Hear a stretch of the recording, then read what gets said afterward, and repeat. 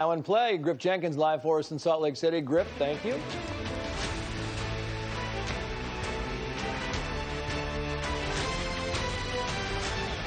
For more on all of this and the president's recent refusal to take part in the virtual debate with Joe Biden, let's bring in Ronna McDaniel, RNC chairwoman.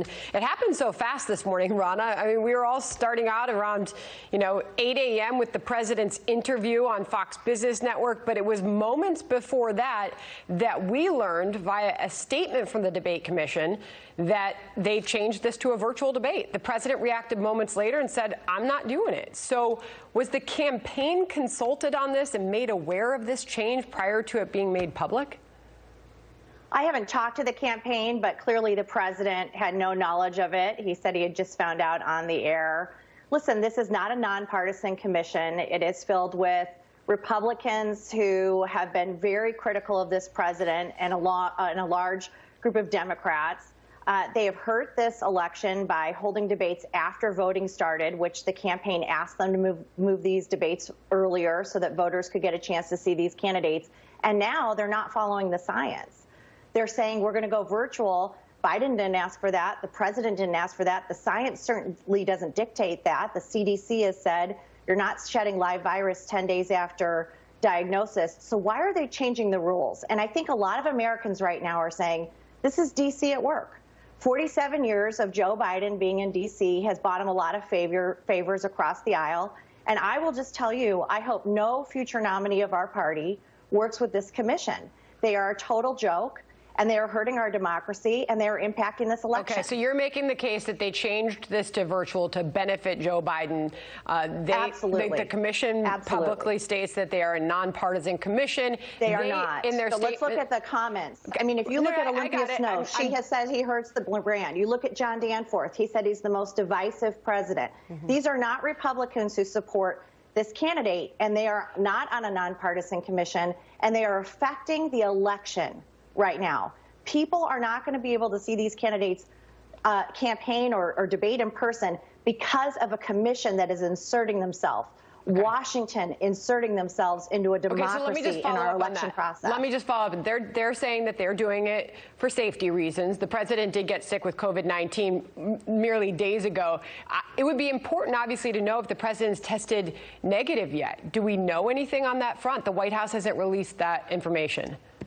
Well, the White House has been transparent. The doctor has been briefing the American public. And of course, the president would understand that.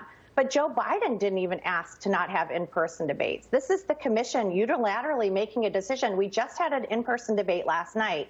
So why are they changing the rules and not following the science? Okay, so and why aren't they talking to the candidates? Okay. Why aren't they talking to the candidates and saying, hey, if you test negative, let's go in person? This is not good for the voters. Okay. That's what I care about. The voters deserve to hear these candidates in person debate.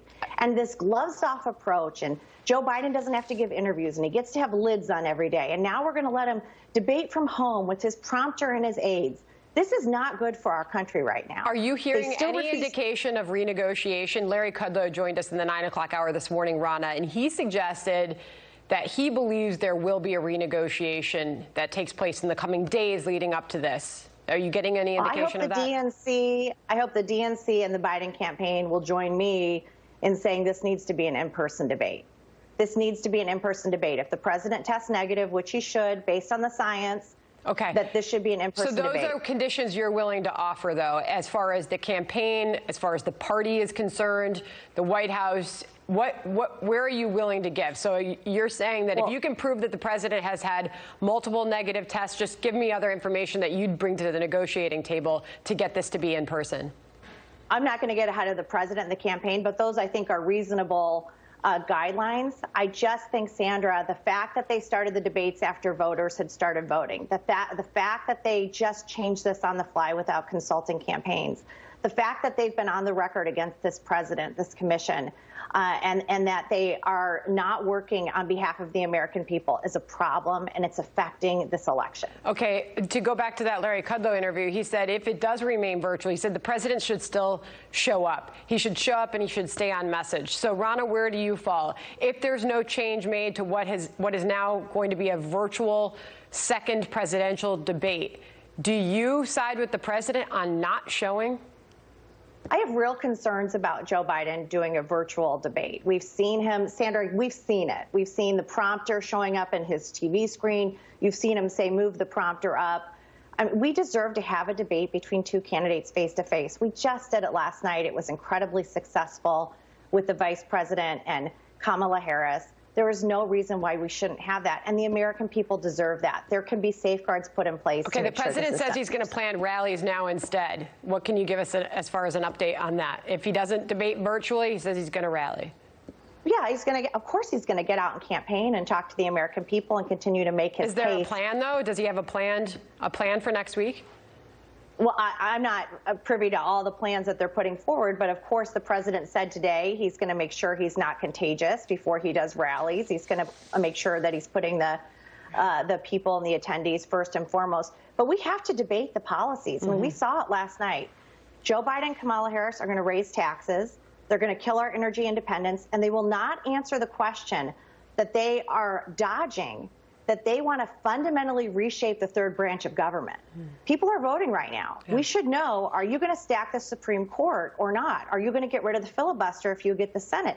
It will transform our nation forever if they do that, and they will not be honest and forthcoming with the American people. And this commission, by doing what they just did with this debate, is once again preventing us from getting solid answers from these candidates on what their policies actually are and what they're running on.